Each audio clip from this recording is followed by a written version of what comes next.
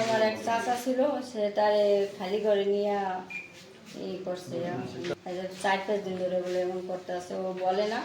তারপরে আজকে সন্ধ্যাবেলা ও ফটকা কিনে আনছে। তারপরে আমার মায়ের আমি ওরে চাপ দিচ্ছি, কপি তুই টাকা পাচ্ছি।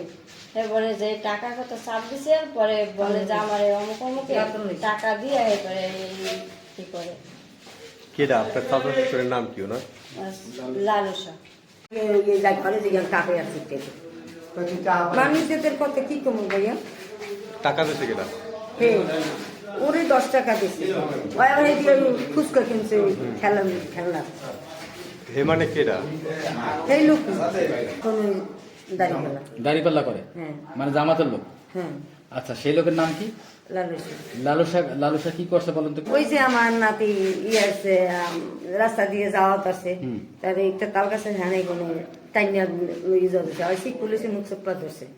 হ্যাঁ, এবার গেছে ওর পরনের পায়জামা খুলে আনেছে। আমি জামাতের কিছু না, আমি শিবিরের নাজিব ইউনিয়ন সভাপতি। হ্যাঁ, তাহলে তো ঠিকই আছে, বলেন। সভাপতি আমি বলি, লালুসা আওয়ামী লীগ করছে, বিগত বছরে তার রেকর্ড খারাপ আছে, ঠিক আছে? সে তো জামাত করতে পারে, সে জামাত করেনি, সে কোনো কালে জামাত করেনি। এই যে এইবার স্টেটমেন্ট সে ভুল বলছে, সে ভুল বলছে। দাড়িপাল্লা ভোট দিচ্ছে, জামাত করে না। আপনি এটা জামাতের নামে দাড়িপাল্লা ভোট দিলে আমি জামাতের নামে ট্যাগ করতে পারেন না।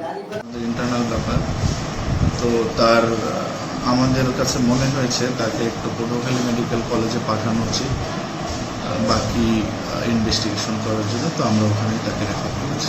এটা তো পুলিশ তদন্ত করতে আছে, পুলিশ তো তদন্ত বন্ধ করে নাই, তদন্ত করতে আছে। অভিযুক্ত ব্যক্তি কি এলাকায় আছে? তার সাথে কথা হয়েছে পুলিশের?